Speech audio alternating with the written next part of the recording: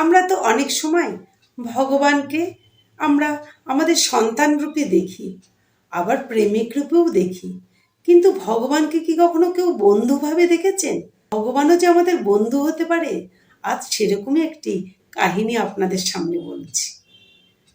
একবার একজন ভদ্রলোক মন্দিরে গেছেন। তিনি শ্রীকৃষ্ণের মন্দিরে তিনি পুজো দিতে গেছেন। এক বাক্স প্যারা কিনলেন। প্যারা কিনেই ফুল কিনবেন, তিনি এদিক ওদিক ফুলের দোকান খুঁজতে গিয়ে দেখলেন একটি ছেলে ফুলের মালা হাতে নিয়ে বিক্রি করছে, আর এদিক ওদিক সবাইকে বলছে যে কে ফুলের মালা তার থেকে কিনবে। তখন ছিল প্রচণ্ড গরম, সূর্যের তাপে মন্দিরের প্রাঙ্গণ একদম গরমে তেতে উঠেছে।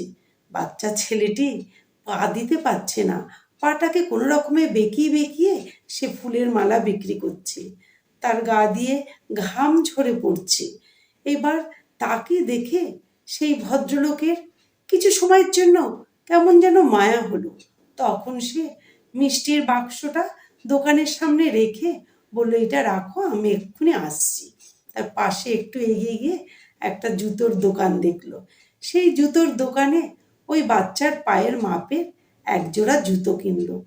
জুতো কিনে নিয়ে এসে বাচ্চা ছেলেটির সামনে এসে বলল, বাবা, এই জুতো জোড়া তুমি পরে নাও, মেঝেটি খুব গরম, তোমার কষ্ট কম হবে।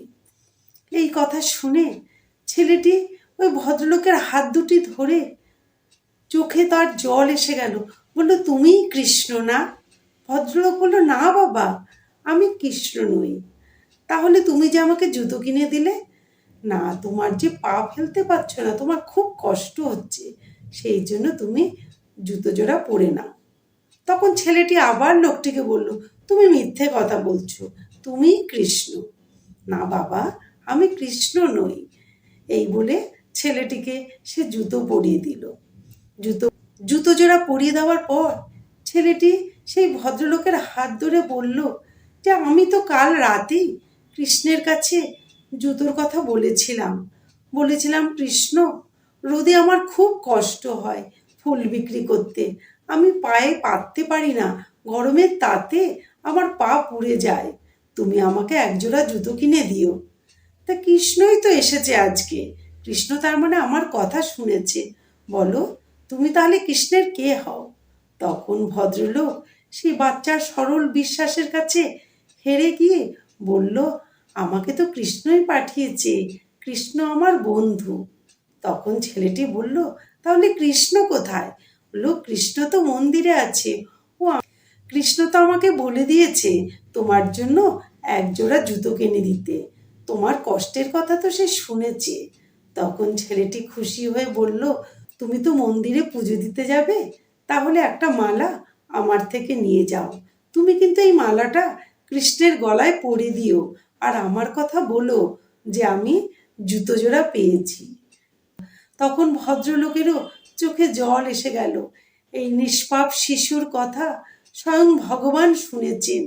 সে আমার মাধ্যমে কি অন্যের মাধ্যমে তিনি তার কথা ঠিক রেখেছেন। তাই আমরা ভগবানকে অনেক সময় সন্তান রূপে পুজো করি, অনেক সময় প্রেমিক রূপে তার দর্শন চাই। কিন্তু ছেলেটির কাছে ভগবান যেন কৃষ্ণের বন্ধুরূপে দেখা দিলেন। ভিডিওটি ভালো লাগলে লাইক ও সাবস্ক্রাইব করবেন, কমেন্টে লিখুন জয় শ্রীকৃষ্ণ। ধন্যবাদ।